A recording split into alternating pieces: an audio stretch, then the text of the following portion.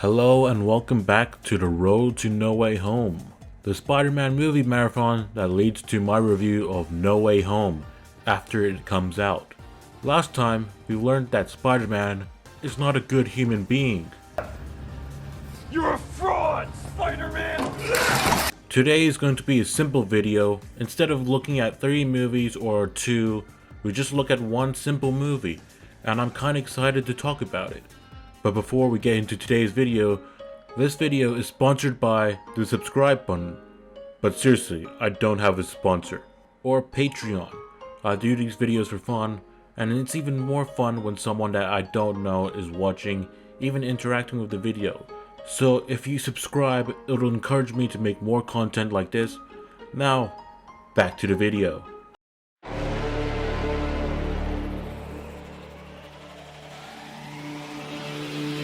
So Spider-Man Into the Spider-Verse is amazing. I love 95% of this film. Not gonna lie, I don't know where to begin with this review. Let's start off with the story. It's great. It's about the character Miles Morales gaining spider powers and then challenging his fear of new things, and along the way he encounters people from different universes that are just like him. I'm going to be honest, before No Way Home, I thought that a live-action Spider-Verse adaptation was impossible, and I remember a year or two before this movie was released, I said to myself, why isn't there a superhero movie that's animated in cinemas and is not based on a toy product, and it's based on a popular superhero? And then I remembered thinking, why don't they do an animated Spider-Verse movie? It's not like that's possible to do in live action. I know I was wrong, but it was different back then. But you don't know how surprised I was when I saw that teaser trailer on my subscription feed. I was both excited and afraid because it's Sony Animation, the people behind the Emoji Movie. But what I didn't know was that it was made by Phil Lord, one of the creators of 21 Jump Street, a buddy cop movie that I pretty much rewatched yearly. And in hindsight, I shouldn't have worried about it. The animation is so well made that I'm pretty sure that it's evolved the genre. Lately I've been feeling that Pixar and other studios have been beating the genre with these same boring designs, and then out of nowhere, the Emoji Movie is revealed to be a very late April Fool's joke, and the actual Sony animators are starting to draw with their creativity caps on, and you can tell how much love and effort was put into making it. I actually followed one of the lead animators on Twitter after this movie was released, and this guy kept going on and on about his creative process, and that it made me even more intrigued by the movie. You can watch this film and find so many visual Easter eggs. I recommend watching the Canadian Lad's 0.25 speed video on this because it's crazy. And not only are the visuals great, but the sound is too. When I was rewatching this movie, I listened to it with headphones on and was able to pick up details that I didn't notice before. For example, one of my favorite songs from the movie's album list is Invincible, but I didn't know where it was played until I realized it was playing on the radio when Miles' dad was dropping him off to school. And speaking of the music, it's great. A lot of these songs are on my Spotify. In fact, the soundtrack actually introduced me to Juice WRLD. Also, I stayed throughout the credits just because I liked the soundtrack that much. The orchestra score is also pretty good too. I've got to talk about the characters. I'm always under the impression that the best Spider-Man movies are the ones when the protagonist gets nothing but crap. But then they introduce Peter B. Parker, who has a midlife crisis, a dead Aunt May, and is being forced into a mentor role. I absolutely love it because he's doing things that he doesn't want to do, but it works out positively when he accepts it. And it's similar to Miles' story. Gwen's storyline is pretty simple. Not only is she learning to work with others, but also making friends with people after her Peter Parker died. I think she's likable, and I really like the dynamic between her and Miles. In another note, I still remember going into the cinema and being shocked with the Olivia Octavius reveal. There are some actual subtle clues, like her glasses are in the shape of an octagon. Also, for a side villain, the Prowler is kind of a scary character. It's honestly the music and the fact that this character is never made into a joke and is always chasing Miles. Before I watched this movie in the cinema, I didn't know much about Miles' story other than he becomes Spider-Man after Peter dies and that his uncle was just a criminal. It doesn't help that he was in Homecoming 2, and he wasn't very intimidating back then. And how about I pound you like a boy? That didn't come out right. Before I forget, this movie also has the best Stan Lee cameo. His wisdom of telling Miles that the suit will fit him eventually, and Miles realizing there's a no refund sign, is a funny double entendre. And he appears again for a split second, which is further hinting that he's actually the Watcher's informant. And I really like the message that they put in the end for him, along with Spider-Man creator Steve Ditko, who both passed away sadly. Kingpin is a good villain, but I think he's more unintentionally funny than what he used to be. And this might have to do with the memes. It's not always about the money, Spider-Man.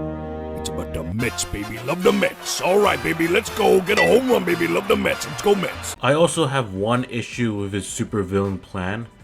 Doc Ock says that they need one of the Spider characters so that they can test him and solve the glitch issue, but later on they forget about it and just activate the accelerator anyway. So Kingpin is basically importing a Vanessa and Richard from another universe, but it's going to risk their lives as well as their universe. Not a great plan. I also have an issue with the other Spider characters. I know Spider-Man Noir mainly from the Shattered Dimensions game, and I like and kinda dislike how they made him into a black and white Batman parody. There was so much depth to his character that was just missing, like how his Uncle Ben was eaten alive by the Vulture, I believe through the orders of Goblin.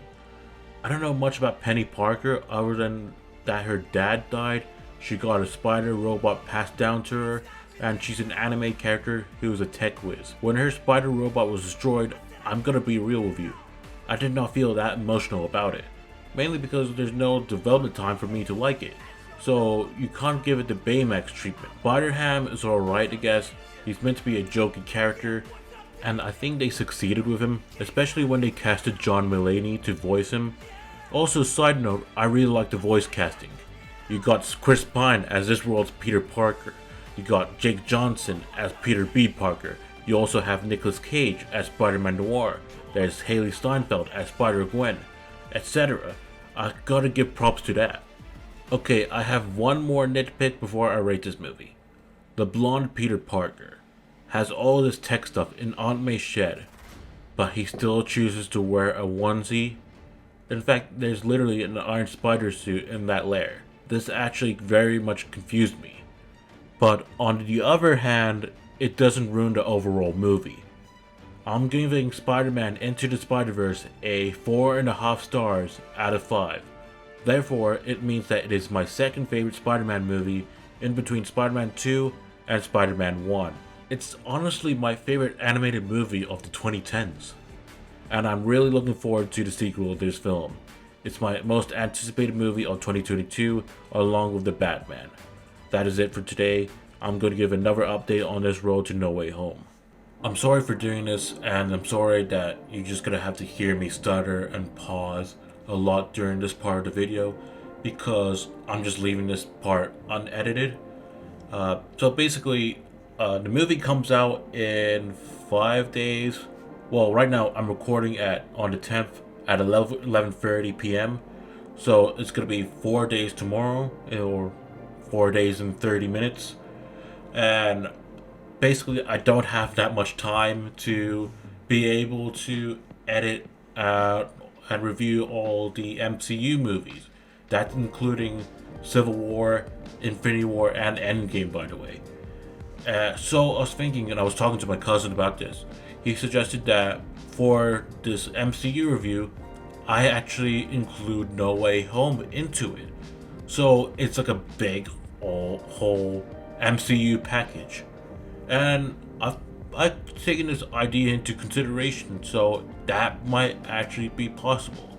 Also, I got 2 projects, basically doing on January, but I want to get them all over and done with in my last week of university before Christmas holiday starts. So I'm trying to get that all fixed and worked out, and plus I can't do those projects at home it's very crucial that I do them in my university. So I hope that you understand.